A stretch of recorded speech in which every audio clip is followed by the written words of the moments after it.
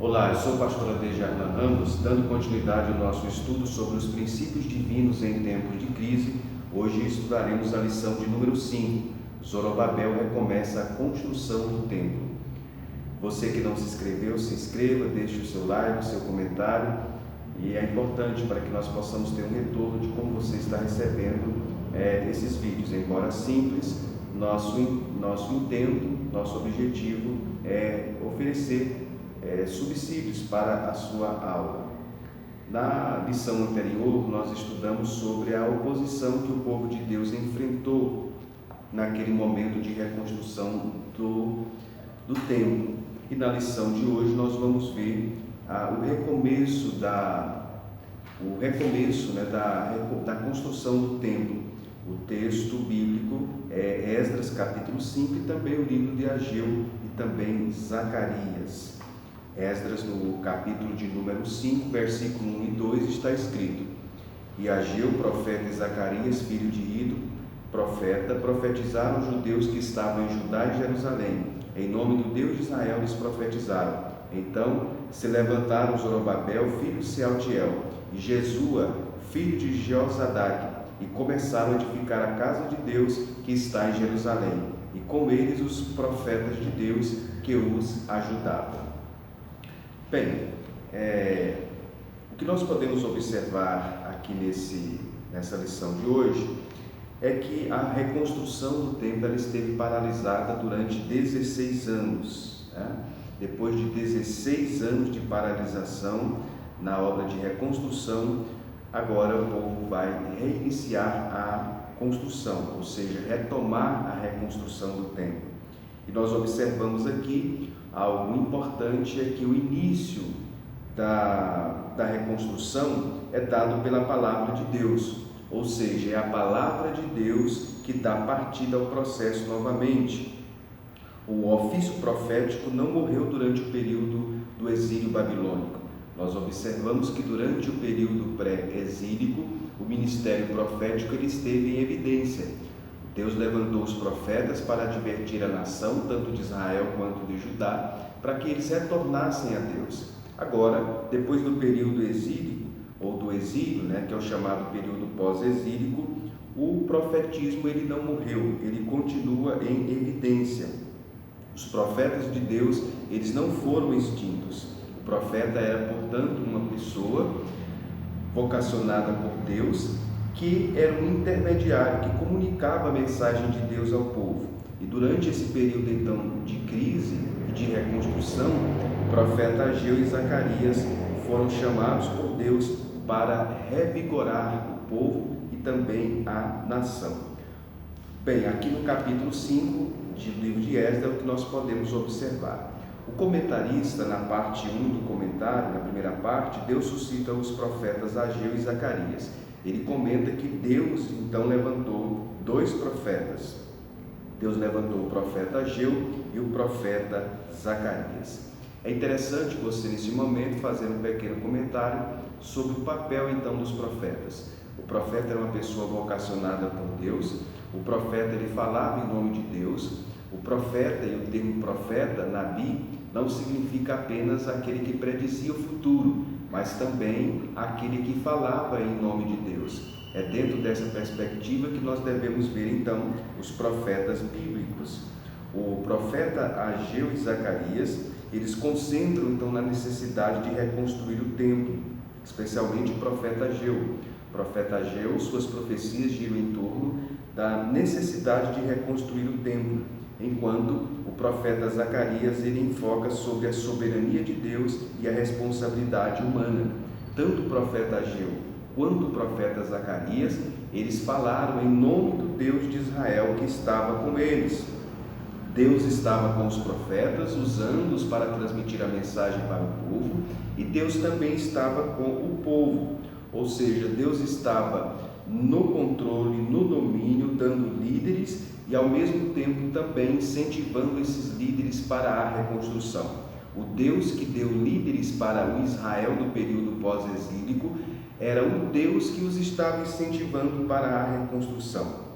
Zorobabel é identificado aqui no texto como governador de Judá. O profeta Ageu o chama dessa forma. e ele desempenhou um papel muito importante, tanto quanto Esdras e também Neemias, né, na reconstrução, como também o sacerdote Jesua, que também é chamado de Josué, né? Eles desenvolveram então um papel fundamental na reconstrução da nação. Enquanto Zorobabel foi o líder político e Josué foi o líder religioso, os profetas então continuavam exercendo a sua função, apoiando aos líderes, né? Apoiando a nação, apoiando o povo na reconstrução da nação. Aqui nós observamos então como que Deus levanta pessoas específicas para exercer as suas funções em determinados períodos. O Deus que levantou Zorobabel, líder político, Josué, líder religioso, sacerdote, levantou também os profetas Ageu e Zacarias, cada um cumprindo então a sua função. Isso mostra o quê? Isso mostra então a importância do trabalho em equipe e como que Deus usa a diversidade e como que Deus usa os dons, o talento e a vocação de cada um para cumprir uma função específica dentro do reino de Deus. É o que nós podemos então, as lições que nós podemos tirar aqui, inclusive você pode aplicar então a sua classe. O comentário da lição então, ele aborda sobre os profetas Ageu e Zacarias. É interessante que se você puder neste momento mostrar o texto, né, para os alunos. Talvez nem todos estão afeitos ao livro de Ageu e Zacarias. Faça um pequeno comentário, mostre os textos de Ageu e Zacarias. Eles profetizaram naquele momento importante da reconstrução de Judá. Eles cumpriram o seu papel profético. Interessante então nós observarmos isso, né? Eles cumprindo o seu papel profético. O livro do profeta Ageu, é um livro inspirado por Deus. Nós vemos aí a expressão a palavra do Senhor, que aparece pelo menos umas 4 vezes durante um texto canônico do profeta Ageu, né? Ele repreende, vamos ter uma visão geral do livro do profeta Ageu. O profeta Ageu repreende aqueles repatriados porque eles estavam tão interessados em suas próprias casas revestidas de cedro por dentro, enquanto a casa de Deus permanecia em desolação. Durante esse período em que houve oposição e a obra esteve parada durante 16 anos, os judeus repatriados concentraram na reconstrução de suas casas revestidas de cedro por dentro, né? No entanto, a casa de Deus estava em desolação. O profeta Ageu repreende os judeus repatriados por essa atitude. O profeta também os exorta então a voltarem-se para Deus, a reconsiderar os seus caminhos, mostrando que em função deles estarem abandonando ou tiverem abandonado, né, a casa de Deus, a reconstrução do templo e voltando para suas próprias casas, Deus estava então retirando a bênção sobre eles. Deus estava então fazendo com que isso acarretasse determinadas consequências sobre a prática deles. Isso é visto claramente no livro do profeta Ageu, no capítulo 1, versículo 6. Semeais muito e recolheis pouco, comeis, mas não vos fartais, bebeis, mas não saciais, vestivos, mas ninguém se aquece, e o que recebe salário em um saco furado. Ou seja, o profeta está repreendendo o povo e mostrando as consequências então de Deus ter retirado a bênção sobre eles pelo fato deles terem abandonado a reconstrução então do templo. Bem, outra coisa que nós podemos observar aqui no texto, primeiramente nós temos então a mensagem do profeta Ageu, no capítulo 1, versículo 1 a 15, incentivando o povo para concluir a construção do templo, né? No capítulo 1, versículo 12 a 15, nós temos então a atitude e a reação do povo mediante essas profecias. Zorobabel e Josué, juntamente com o povo, eles então reagiram à palavra e às repreensões do profeta Ageu de forma reverente e também recomeçaram então a reconstrução. É o que a gente pode observar no capítulo 1, versículos 12 a 15. Logo depois, durante o livro retrata o momento, né, algumas semanas depois, da glória de Deus sendo prometida, queria se revelar nesse templo de uma forma mais intensa do que no primeiro templo. A glória da segunda casa seria maior do que a primeira, foi uma das tônicas da profecia do profeta Ageu, né? Bem, o livro do profeta Ageu, a partir do capítulo 2, ele conclama o povo a viver uma santidade, uma vida de santidade, de retidão. Ele conclama os judeus repatriados a viver essa vida de retidão, de santidade, e se eles vivessem essa vida de retidão e de santidade, as bênçãos de Deus são prometidas sobre eles. Capítulo 2, versículo 10 a 18. As bênçãos de Deus viriam sobre eles.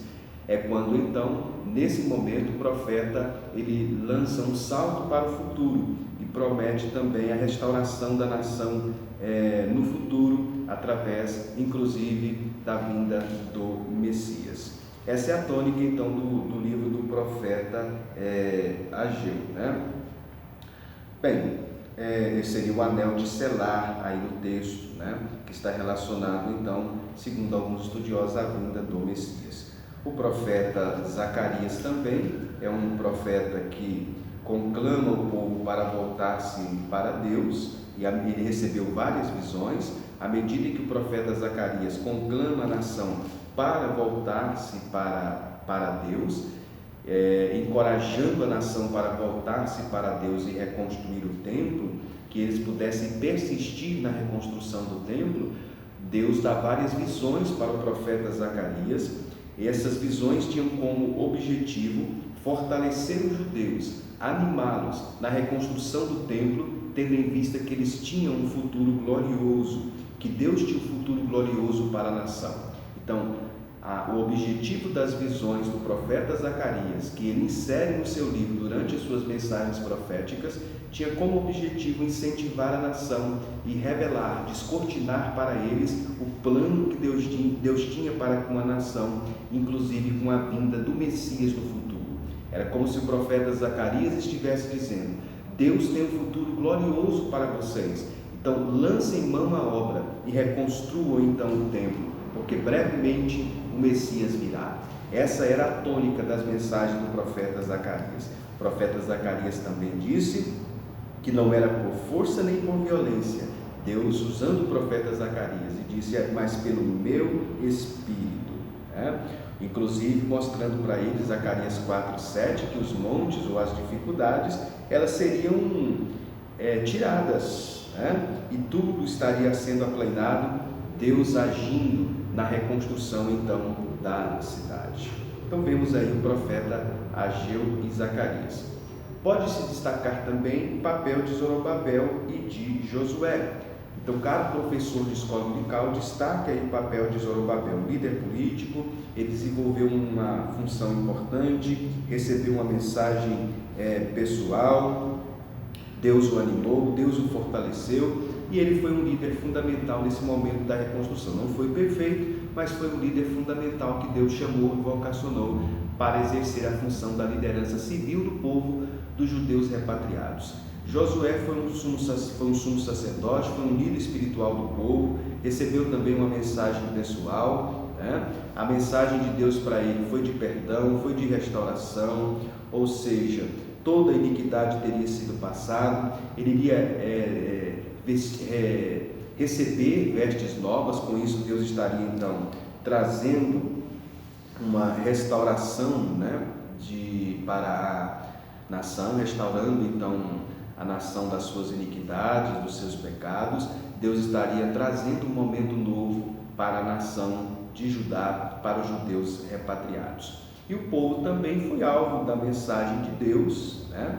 Deus os fortaleceu, Deus os encorajou, Deus disse que iria retirar realmente as dificuldades, Deus os incentivou, no capítulo 1 e o versículo 8 do profeta Ageu, a subir o monte, a cortar madeira. Então a mensagem de Deus para o povo foi de ânimo, de encorajamento. Houve também repreensão, mas também encorajamento, que Deus estaria com o povo, que eles deveriam lançar mão à construção, lançar mão à obra, e Deus estaria com eles, e que através do Espírito eles seriam então abençoados e fortalecidos para aquela obra.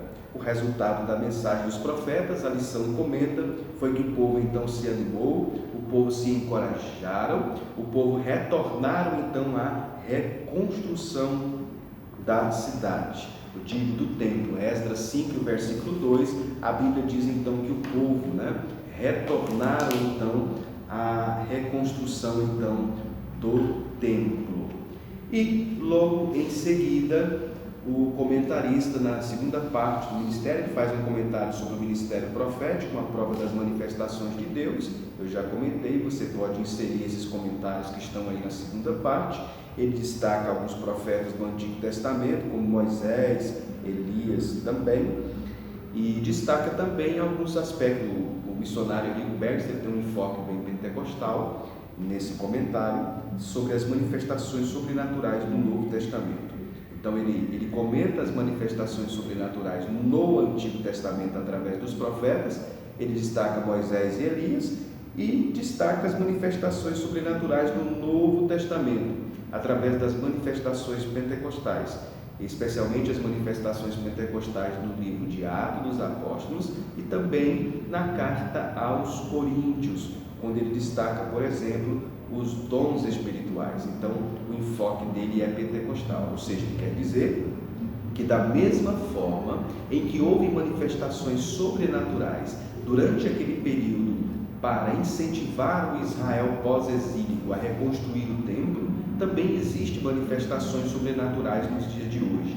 Essa é uma das marcas distintivas da mensagem pentecostal, que o Deus que agiu no passado continua agindo no presente. Ou seja, nós não somos cessacionistas, nós cremos então que as manifestações sobrenaturais, pentecostais, elas podem acontecer nos dias de hoje.